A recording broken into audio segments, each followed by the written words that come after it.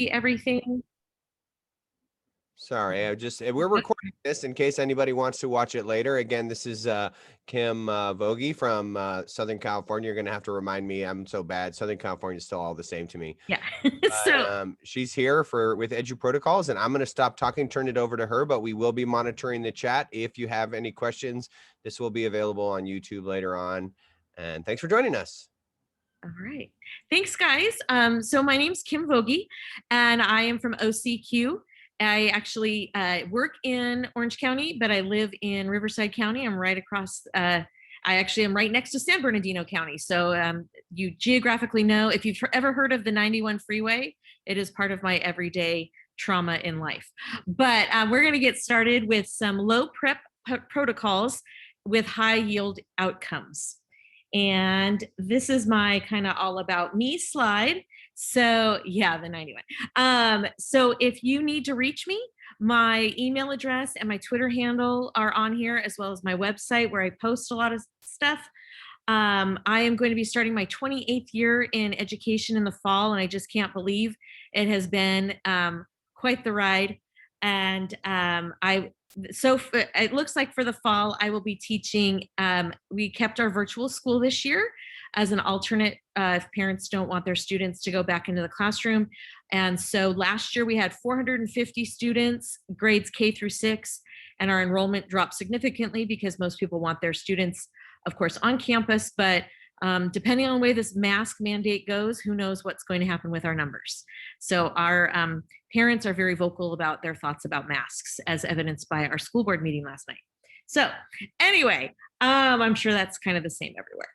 But if you are new to EduProtocols, you are in for a treat. If you are a seasoned EduProtocol user, I hope that you can, there's some nuggets you can take away in here, and please feel free to ask questions. You won't get me off my game.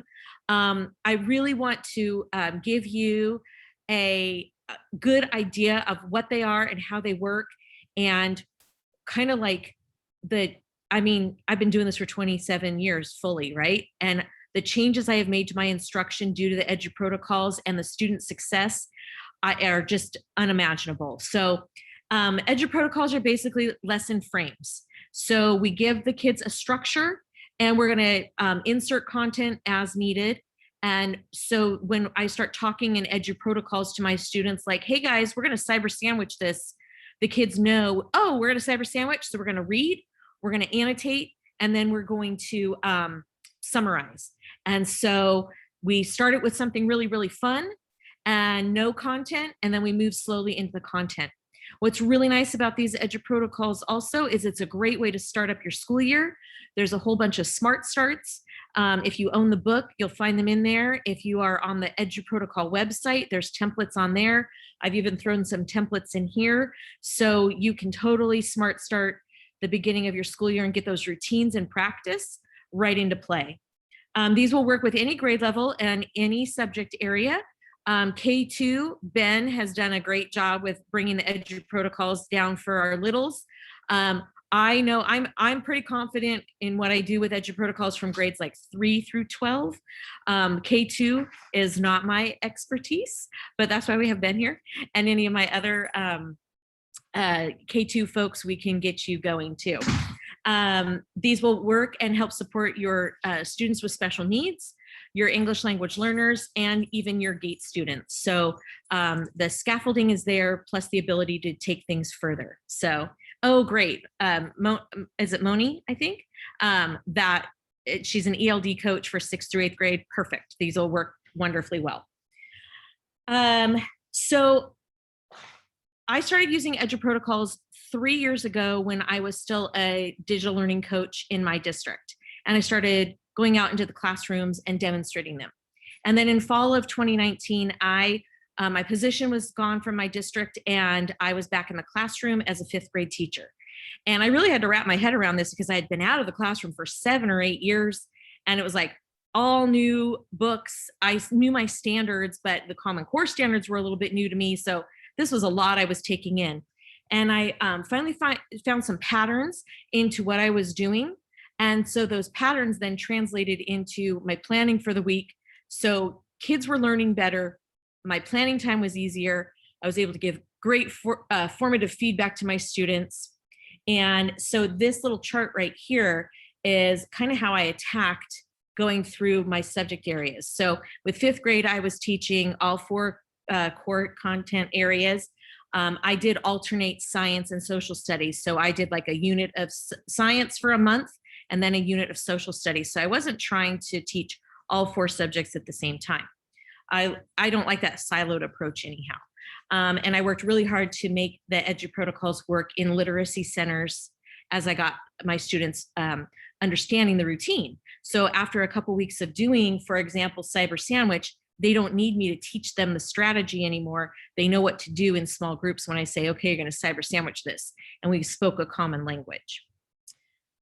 So the reason EduProtocols work is because I'm giving formative feedback to my students all the time. I'm getting formative assessment data all the time. I don't need to wait for a Scantron. I don't need to wait. I'm not trying to do something like thumbs up, because I think Ben will know, like in kindergarten, they all think they know everything, right? So we're always thumbs up because we got this. Kind of the same is true even in upper grades. Nobody wants to admit they don't know it. So if we use these little kind of dipsticks along the way to know, I have to test along the way. I can give feedback to my students that's much more effective than red pen on paper. So I'm able to give them that real-time feedback when I'm either, last year during pandemic, I was in Google Classroom giving them feedback right there on their document. Or if I'm in the classroom, I'm over their shoulder helping them, giving them feedback. And then the repetition. Kids thrive on routines and boundaries and knowing what to expect and do. When our graphic organizers look different every time we do a narrative or every time we do informative writing, that's not helpful to them. So if they already know how to attack the structure of what's on the page, that graphic organizer, like you don't have to waste your time teaching them how to interpret that in whatever font you changed it to, or cute pictures or whatever. Sometimes just keeping it simple works, and let them add the cute stuff when they get done with it. So we're going to move into all these EduProtocols, and you'll notice the tabs across the top. And it's color coded because that's kind of how I roll. So, and I'm basically going to go through these and kind of give you like a little mini demo. And if you have questions, please ask. I'm going to hit you with a lot of information, but it's because I kind of want to provide you with like the buffet so you know what's there. And then you can always reach out or join my Facebook group and have support along the way. So the first EduProtocol I ever experienced was one called Fast and Curious. And this is great for your vocabulary words, for your weekly words, your math facts. I used it to basically set the stage for learning for the week. So the students knew the academic goal for the week, let's say in social studies. If we were going to be learning about Egyptian gods and goddesses, on Monday, I gave them a quiz about Egyptian gods and goddesses, and they probably get like a 30%. I do my mini lesson and they maybe get like a 40%. And then each day throughout the week, as we learn more and more about the Egyptian gods and goddesses, by the end of the week, they're getting 90 to 100% on there. So that's kind of the idea of Fast and Curious. I'm gaining back precious teaching minutes because I'm going to do my review, assess what they need, and do a mini lesson and get in there and get out. And so what John and Marlena, the authors of the EduProtocol book, did is they've created these recipe cards. Ben, have you seen the recipe cards? I have not seen these recipe cards. These are awesome. So I started using these right in my lesson plans to remind me, do the Fast and the Curious. And I had the plan right there on the page of what I needed to do. So I would do one quick rep, give them immediate feedback, and then we would do another rep after that feedback. The way it looks over the course of the week is like this. So on Monday, let's say these are my vocabulary words that go with my story. We're going to do a quiz. I'm going to do a mini lesson to kind of go over a couple of the words, maybe do a couple of them in context that are really the big struggle words, and give them, we might do a follow-up activity like with a Frere model. And then I'm going to give them that quiz again. And I keep track of the quiz scores so that each day we can see how much we grow. So it establishes that growth mindset, it gamifies the information, and I don't have to worry about my kids not necessarily going home and studying, because you know that they're going to sit there and make a set of flashcards, let's say, as an activity, but they're not going to use them. So let's give them something that they'll use to get that repetition factor in there and become really good at it. On my slide, you'll notice a conversation bubble. And these are actually quotes from my students from 2019 when I taught 5th grade about why they like certain EduProtocols. And so this one likes the competition. You're trying to beat your friends, but there's no prize for coming in first. And I'm actually looking at the class average. And then, of course, I'm making note of the students who are really struggling, because I might pull a little flex group and meet with them and say, okay, you 3 or 4, I noticed, really are struggling with this, so I need to meet with you. Or conversely, I might notice that most of the class is struggling, but I've got 3 or 4 high flyers. Like, you don't need to worry about these words. I'm going to give you a different activity and differentiate that way. So it can work to both advantages of finding the kids who are ready to move on and the kids who still need that extra support and time. You can play with other classmates, and it's better than taking a paper test, right?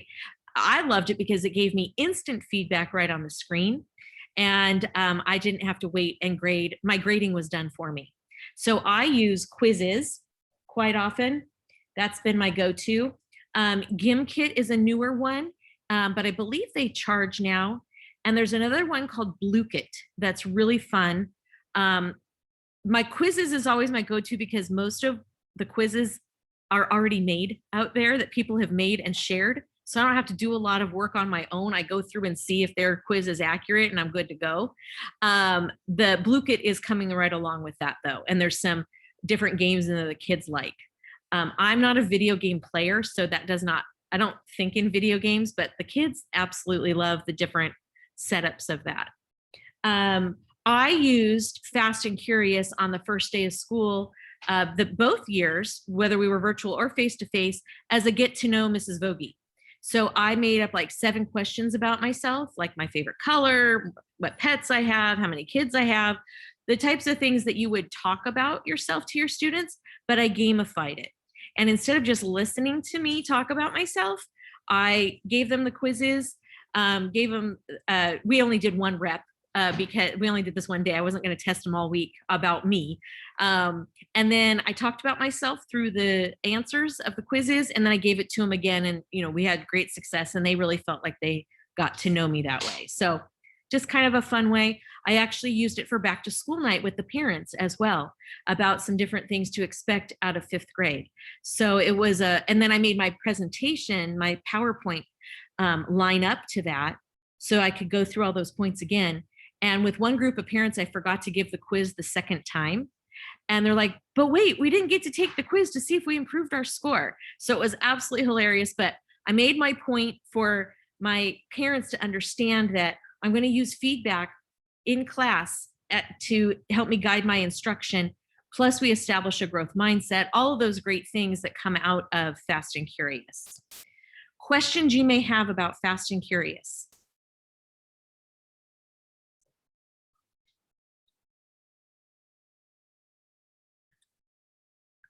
All right, very good. It's and it doesn't get old. The kids are always excited. If it does start to get old, that's when you switch up which quiz you're using, which platform. But my kids never seem to mind. All right, moving on, we're going to go to the Frere model. The Frere model is a research-based model that is, I learned about it when I was preparing. I was also the math trainer in our district. And when we were switching over to Common Core and looking at new textbooks, we were obviously making sure we were going to meet the needs of our English language learners. And the Frere model came up as a strategy for vocabulary for English language learners. I've linked here, if you're not familiar with the Frere model, I've linked this to the research or a publication about the importance of Frere models. just so that you have that if it's something that's new to you. But the Frere model can be used when you're introducing a concept. It can be used as you're learning about a concept to add notes to it. It can be used as review, all sorts of ways to use it. It's great in math, and like literally if you Google Frere model, you will find so many examples that are really fun. This is the recipe card for a Frere model. So with a Frere model, you're going to have a key concept or vocabulary. There's 4 quadrants on there that are going to be labeled. Oftentimes they're labeled, like the first few times you do this, you're going to keep your labels very much the same. But you can alter your labels as you go, as kids get the understanding of the concept. You're going to make, students are going to make 1 slide about their topic. And the big key here is that you're comparing what's like and unlike about them. What are examples or non-examples? So the students really need to be able to also share about them so that they can hear from each other if they have different concepts or terminologies. I put on here Frere Friend. So this is a great one for the first day of school. This is actually one of those smart starts I mentioned from book 1 of the EduProtocols. And I have in very many years done like a signature search where the kids kind of go around the room and they find the person who's got hair longer than yours, the person wearing tennis shoes, a person wearing black socks, or whatever it may be. And it's a really shallow get to know you type of thing. So Frere a Friend or Frere a Classmate works really well. And you're more than welcome to, you'll have access to this. It's in the slide deck. I did this on paper for in classroom because it made more sense for them to write about each other. But if Ben and I were partners, Ben would be writing this information about me.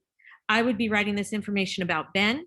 And then we would get up and we would move, and maybe we'd go over to Jen and Randy, who are partners, and Ben would introduce me and maybe describe 4 things that I like.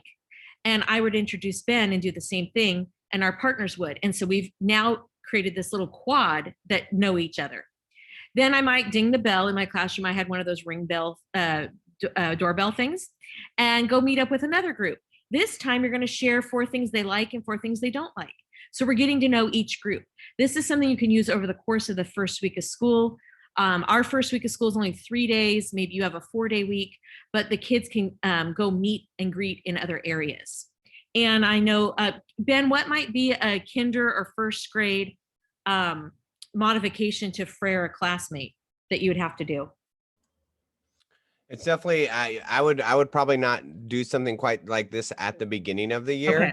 Just because the kids, you know, we're dealing with in kindergarten, we're dealing with criers on day 1. Right. So, okay. You know, we're moving on, but you know, what's your favorite color, simple things like that. Even just knowing their friends, you know, what's your name, what's your favorite color, right? Yeah. Keep it pretty simple. Okay, very good. That's what I figured. But I taught first grade my first year, but that was 1994, so it's been a while.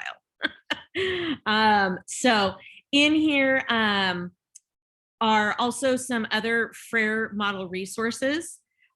This is beautiful Google drawing that someone had made once. And I love that it had the definitions that's supported on the page. So it's got like UDL built in right on here. Color-coded directions on what goes in each area. There's even some picture clues. And then the students can write in on this Frere model right here if you wanted to. And you could easily copy and paste this over into a Google slide if a slide worked for you or you needed that instead of a Google drawing. It's a nice way to introduce Google Drawing too, in a pretty like low stressful way there.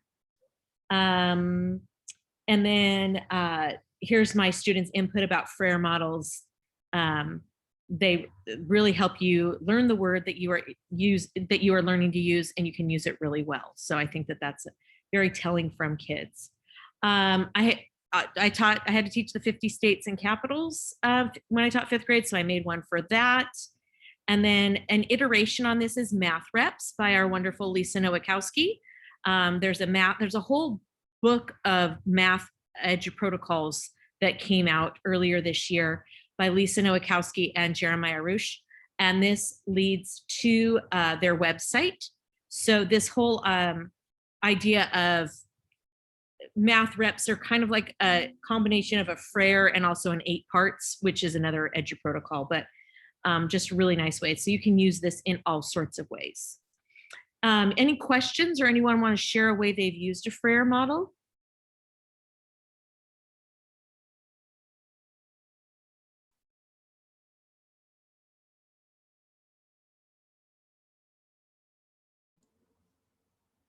I just think, Kim, reiterating kind of what you said on the fact that, when a lot of these things, when we start them, right, we start them without the content, right? And we make them a lot of, we make a low entry point by doing it with a friend or doing it even, on yourself, right? And so I think those are great ways to introduce these, and then some amazing ways you can either, like you mentioned, you don't have to do it on Google Slides, you can just do it on paper. Absolutely. And actually, if you you don't even need to have a paper, like don't like save your copies. I know we're all concerned about saving copies. Fold the paper into fourths and dog ear the corner, and then you've got that centerpiece right there. Suzanne used it for formative assessment with math operations. Excellent. Great. Thank you, Suzanne.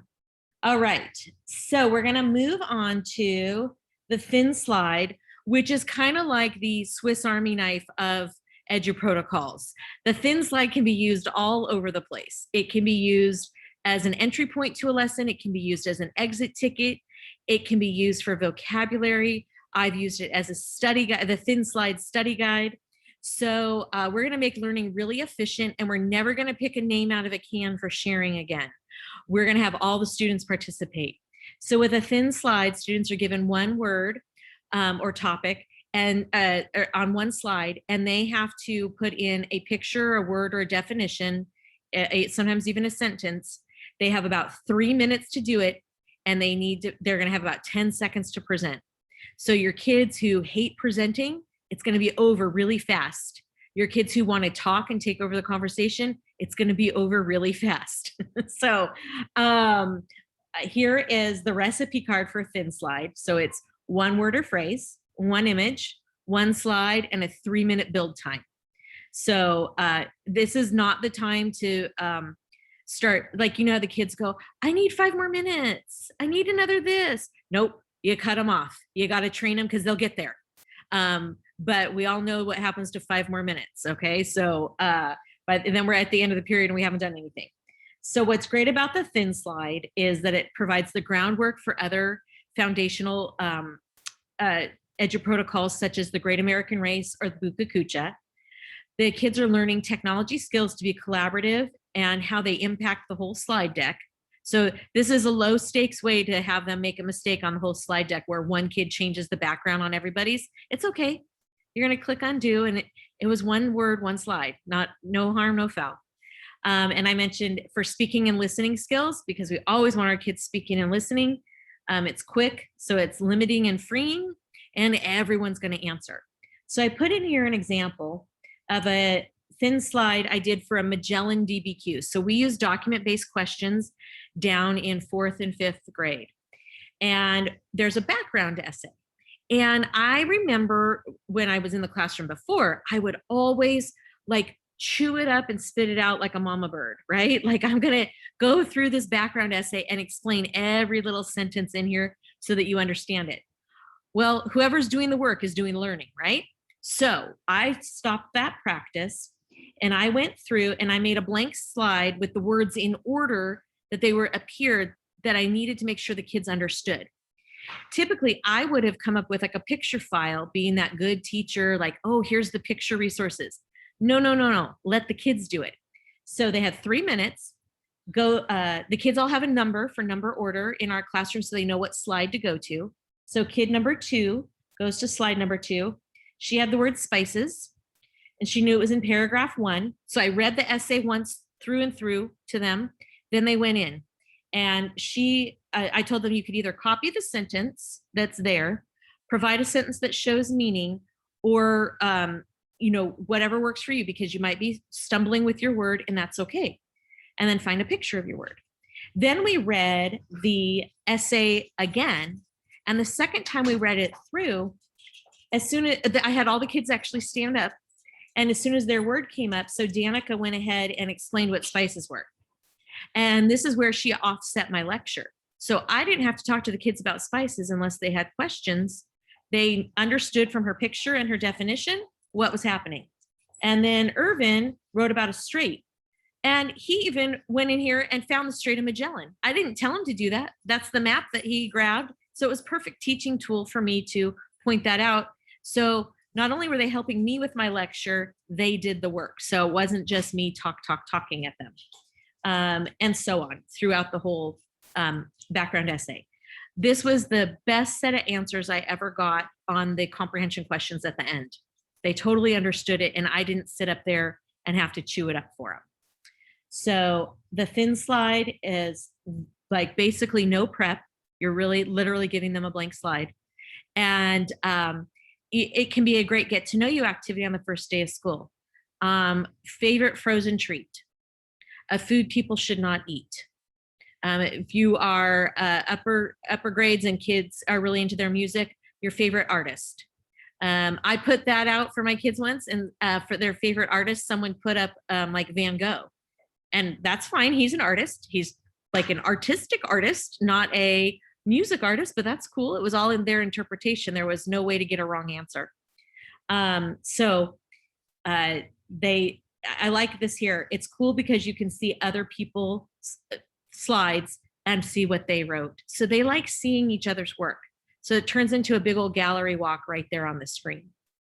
So questions you have about thin slides, or a way you've used them in an interesting way. And you could totally do thin slides on paper if you don't have the tech. All of these can be done paper pencil. John and Marlena started teaching before technology was prevalent in the classroom.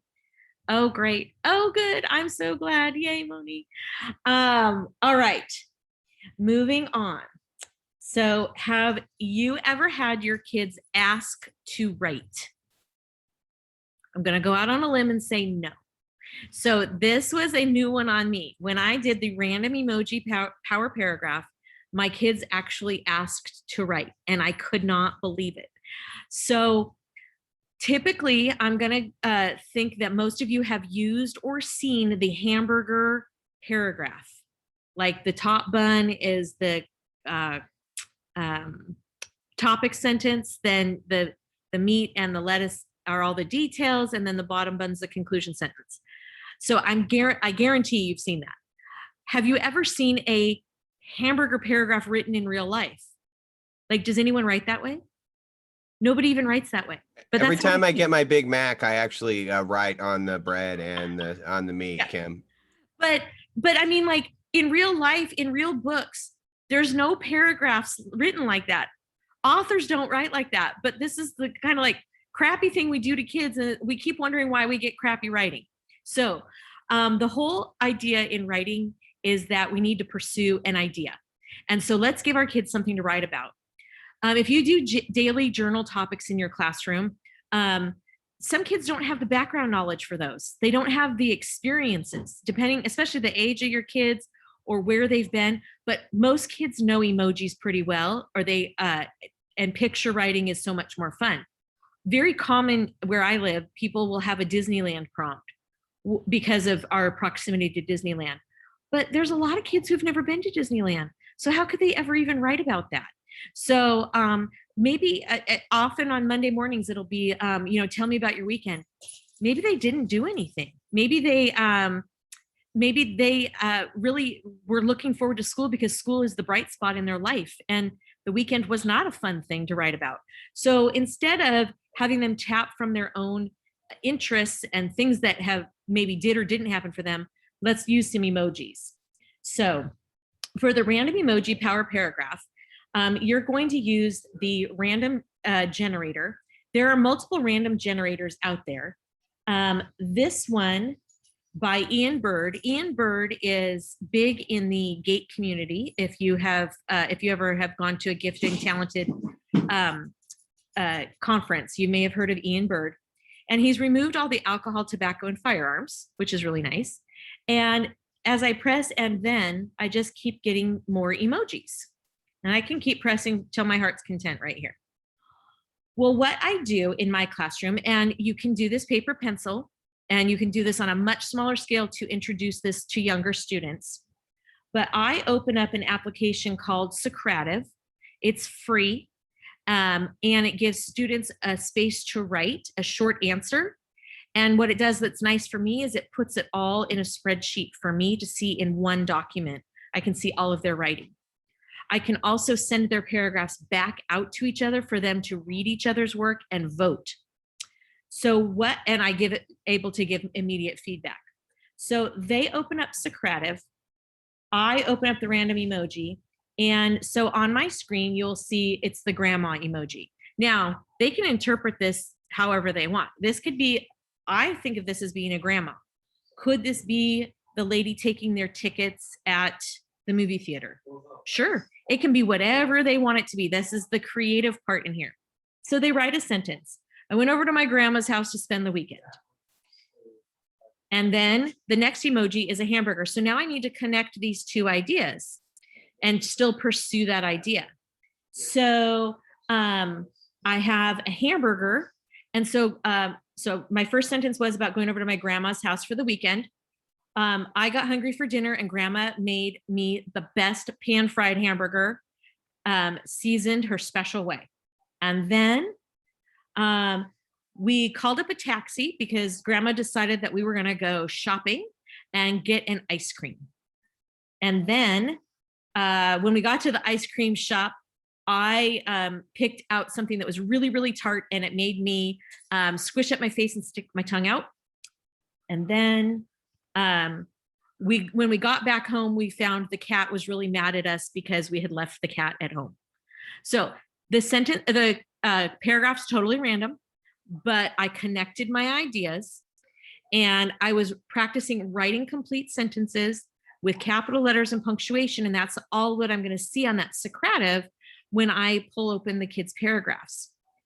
And as the time goes on with this, I'm going to give immediate feedback to my kids saying, ooh, I see that we have, this person missed having a capital letter. So always remember, at the beginning of every paragraph, there's going to be capital letters.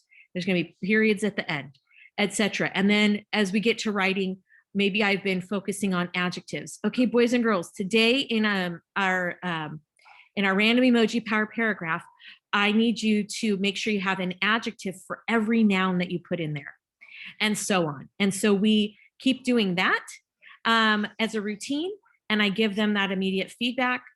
And it eventually leads us to the nacho paragraph. And with the nacho paragraph, we actually take a student's writing that has maybe some good bones, but has some mistakes. And I give them their classmates' work without their classmates' name on it, and they revise that. So students really are learning the art of revision and editing. And so obviously, depending on what grade you teach, it's going to depend on what you can do with the random emoji power paragraph. As a couple of things that are here, just so you guys know, on the word Socrative, I did link it to Socrative. And on this random emoji, it is linked to the website. So everything's linked in here. But this is like the number one asked for EduProtocol. One second, can you guys turn that down, please? Sorry, my family's enjoying a funny video in the back of me, and it's distracting me. What's the benefits of this include integrating grammar and sentence skills. I already mentioned the nacho paragraph. We're giving students the ability to do some on-demand writing, which we know is part of what they're tested on. And I can use this to provide, I can provide content vocabulary. So if I'm a science teacher or our science lesson was based on precipitation, condensation, and evaporation, somehow you have to include those 3 words.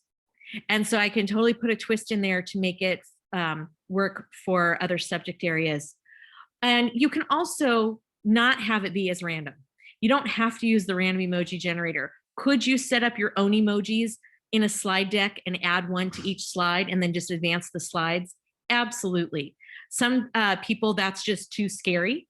And they want to control the writing a little bit, and I totally understand that. So you can make it work however it works for you.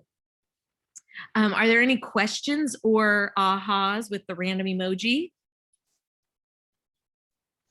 I just have to say we did Kim in kindergarten, we just did one emoji and they'd kind of sound it out or write as many words as they can and come up with sentences. And it was just so funny just watching them, and the kids even loved it in kindergarten. I put an example in there. Not that we have any, Great. but I mean, this is great for, I think, for all grade levels. It's a lot of fun. Who doesn't like emojis, right? Exactly. Oh, and you can use Flippity as well. Thank you. Flippity, if you haven't used Flippity, it is so fun. Flippity, you can turn these into like the random name picker. I think you could put emojis in there, but they also have a story randomizer. And so that's a fun iteration of this project too. I think it would be fun. Oftentimes schools have school-wide goals of writing, and they like to see the progression. So wouldn't it be fun to do random emoji power paragraph as a writing sample in the beginning of the year, middle and end of the year as a school, and see the level of sophistication that happens over time with some input? And even though my kinders are going to start with just the one emoji, and that's okay. Maybe first grade, we're going to get full sentence for one emoji. Second grade, I'm going to build it up to 2 emojis, you know, and whatever. But I think it would be really fun school-wide writing goal. And then we're not trying to find what's a writing prompt that all kids can write to. That's craziness. Like, good luck on finding that one. But because if you choose ice cream, there's going to be someone who can't eat ice cream. So let's not go down that road. Let's use some emojis. So I think it might be pretty fun. But that is the number one asked for. Like, it's a great time filler. If you ever have like those 5 extra minutes, let's do it. So you're doing something that is academic and fun. It's enjoyable for the kids. All right. I'm glad. It looks like Kim Wilson's going to be using that. Excellent. And what's great, Kim, she's got a 2-3 combo. The EduProtocols are beautiful for combo classes because you're teaching the same skill. Like this next one I'm going to teach you is 8 parts. Your grammar skills for 2nd and 3rd grade are not that much different. So I can teach this as a singular lesson and maybe add a couple of things for the 3rd graders to do. And I still have it. I've been able to like use that time together, or just alter the picture or whatever it may be to really help my planning for a combo. So 8 parts is the OG. It is the original EduProtocol John created. And this came from, oh, good. Robbie, thank you. EduProtocols worked well for 5-6. So John tells this story that he was kind of inspired by Bob Ross. I think I have the story right. I may be wrong. I may be, I don't know. But if you think about a palette, when you're starting an artwork, or if you channel your inner Bob Ross, and if you don't know who Bob Ross is, you need to Google him and go to YouTube.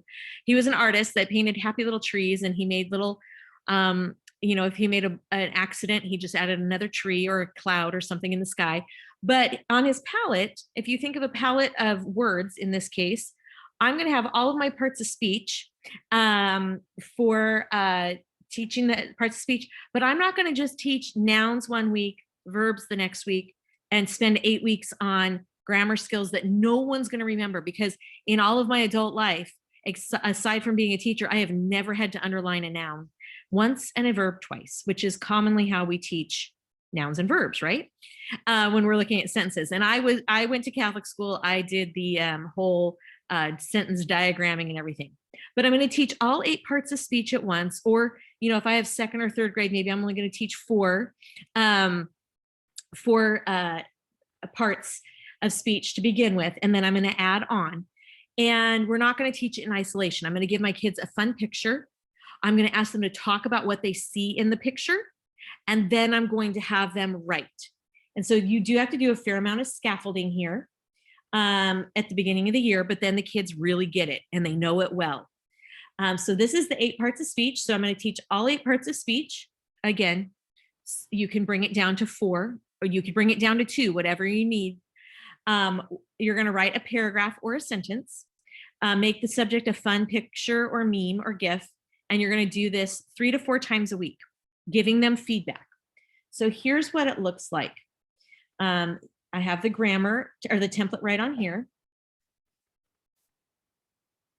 And I'm going to give my kids a funny picture. So I think I have a funny picture buried on here. I might not. I do not. Okay.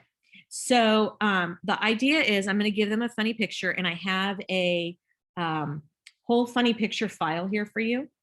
If you click on here, here's funny pictures for 8 parts. Don't ever Google funny pictures in front of your students, ever, never, ever. But what's really fun is they'll start finding the funny pictures for you, or a funny GIF, and then you don't have to find them anymore. So this is just a file of funny pictures that I found. And this is like my favorite one. So I put this picture up for my students. I'm sorry, I don't know why we're slow here today. And I don't know why we're so small. Okay. This picture has these 2 little boys, and they've gotten into the paint, and they have painted the living room. And people always ask me if this is my 2 boys. No, it's not. But I guarantee the mom, all she did was probably like go to the bathroom or something, and she comes out to this, right? If you have children, you know. So I give the kids this, and they start just talking about the picture, because if you can't talk about it, you can't write about it. So let them talk about the picture, and then we're going to write a 3-word sentence, like that Tarzan talk kind of sentence. So boys play paint. That's the basics of what happened in there. And so then I'm going to start brainstorming or having the students, depending on what they already know about grammar, verbs, adverbs, nouns, adjectives, etc. And if you know that they don't know much of this, could you brainstorm it together? Absolutely. We're going to have to do some scaffold and support in here, depending on the need of your students. And this is where you're going to find out what mini lesson you need to do. So maybe tomorrow, I'm going to have to really buckle down and do a mini lesson on nouns and really go over people, places, and things, especially the proper nouns. And then I'm going to give them a new picture, and we're going to try it again. And we keep building on the skills as we go. So the kids love the 8 parts of grammar. Eventually, you'll get to 8 parts for sentences. So we learn about the different types of sentences, and there's a sentence parts template in here. The math templates in here are the math reps, basically, that I talked about on the Frere page, because they're kind of a mix between a Frere and an 8 parts. But there's also one for primary sources if you are a social studies teacher, and it just helps kids start looking at primary sources in a really specific way. And then they're always writing. We always want to end up with that writing. So we look at the picture, we discuss it, we brainstorm the words, and then I'm going to put those words together in a nice little picture, as far as if I make the picture and paragraph comparison there to finish off the Bob Ross metaphor. So kids really love 8 parts. Oh, great. Sylvia just shared this Jamboard. Let's take a look at that. And Kim, my students love to, sometimes we when we start a book, we did 4-part sentences with my kindergartners, but we'd start a book, we'd do it with the cover of the book, right? So we'd put the cover of the book, and they'd start writing and talk about that. It was a great way to introduce it. Also, just like even some days we go to the Monterey Bay Aquarium, and we'd watch the live stream of the aquarium, and they also really enjoyed writing. We even got up, I believe, to 5 parts, but we did the article and the punctuation as a part in our sentence too. So nice. Oh, that's awesome. So here's 20, it looks like 20 20 pictures in here. Oh, these are fun. Oh, great. Super Yeah, fun. I just took the image. Somebody shared this with me, Patty Jean, and I used them for 8 parts. She isn't familiar with 8 parts, but I thought they were so hysterical that they were just perfect for 8 parts. Oh, they absolutely are. I mean, like pretty much on the way to work, something's going to come up on your Instagram or your Facebook that's going to be able to be a picture for 8 parts. I mean, and the kids will find them. And so, and they think it is so cool when you use their picture, you know, obviously. And I was telling them it has to be school appropriate and all that. One of them found poodles dancing in aerobics gear, like from the 80s, like the 30-minute workout girls. And it was so funny to see the dogs dancing around like that. So all of these are good. Something I did with the sentence parts when we got into more descriptive writing, I gave my students specific adjectives they had to use. So I don't know if you're like on Facebook, I am on Grammarly, and I follow Grammarly, and they'll show like 5 different fall adjectives, like crackling and what all these different great high quality vocabulary. So I take that picture and put it right on the 8 parts and say, okay, today you have to incorporate at least 2 of these words in your paragraph. And so it was helping expand their vocabulary as well. So I just can't say enough about the great things that this did for my students' awareness of grammar and their sentence writing. And when you show them how they wrote in September and you compare it with January and compare it with June or whatever your beginning, middle, and end year is, they really start to see their own growth, and there's a lot of power in that. It's very powerful for them to see that, and giving each other glows and grows, pardon me, as far as that formative feedback. So I just have one more in here, and we have a couple minutes, so I'm going to try to do this one. This is one that you can use. You can go for miles on this. This one's called Cyber Sandwich. There is another template on the EduProtocol website called Peanut Butter and Jelly, which is the counterpart for younger grades. But the whole idea with Cyber Sandwich is that students are basically doing a close read, but I'm not worried about which annotations they're using. I don't know if your school district has like, you must know how to use these annotations. But I don't think what you do to like underline, circle, or whatever is the important part in an annotation. I think the important part is that you know to come back to it, or what you recognize the importance of it. But with Cyber Sandwich, I'm going to give my students a passage to read, or a video to watch, or a podcast to listen to, or a primary source to look at. They are going to annotate right on their note-taking slide. And then they're going to engage in an academic discussion about what they saw on there and find out what they had that was similar. And then they're going to write their summary. And so what that looks like, well, here's the explanation via a recipe card. What it looks like for kids, and this is just a little snapshot of the slide deck. So this slide deck is available on eduprotocols.com in the template section. So if Ben and I are partners, Ben's on blue, I'm on yellow, and we read and annotate. So this is not going to be a whole chapter. This is just going to be like a one-pager. This can be from Newsella. This can be the preamble to the Constitution if you're setting up your classroom government at the beginning of the school year. This can be a Pixar short. It can be all sorts of things can be the input here. So read and annotate individually, and then you're going to compare information. So kids are learning how to copy and paste information. So Ben's going to copy and paste his information on this Venn diagram basically here. In this column, I'm going to copy mine here. And then we're going to engage in a conversation. And so Ben goes first and he starts reading me his things. And anything that's the same, we're going to put in the middle.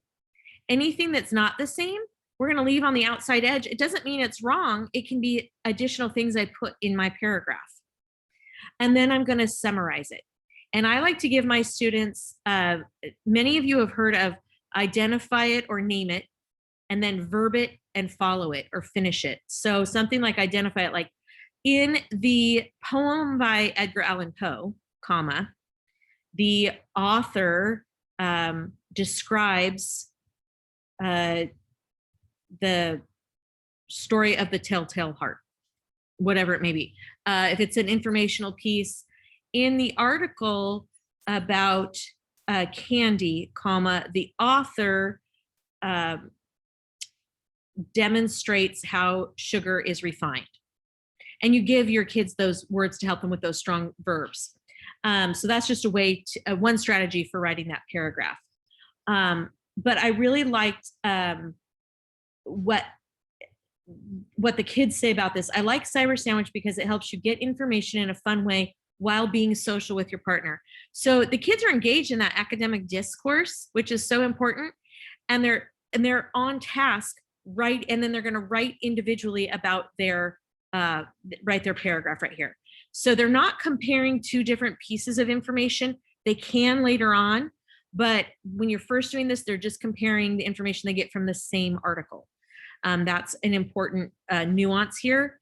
You can move it to two different articles, but when you're first learning how to do this, we want to be real low content, real low cognitive load, I mean, and not content heavy.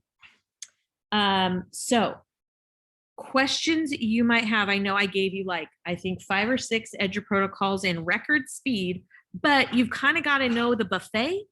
So you can pick on a couple to focus on. And even if you just did a fast and a curious and a thin slide, even on paper, your very first day of school, you're going to have the kids wanting more. Don't feel like you have to do all of the EduProtocols. It's like how I think now. I can't, to be grammatically incorrect, I can't not think about things in the EduProtocol sense as far as my planning goes. They make total sense for me. I do have resources here for you on slide 27. I do have a link to my Facebook group. Please feel free to join. I don't sell you anything. It's really low drama. It's just to be helpful.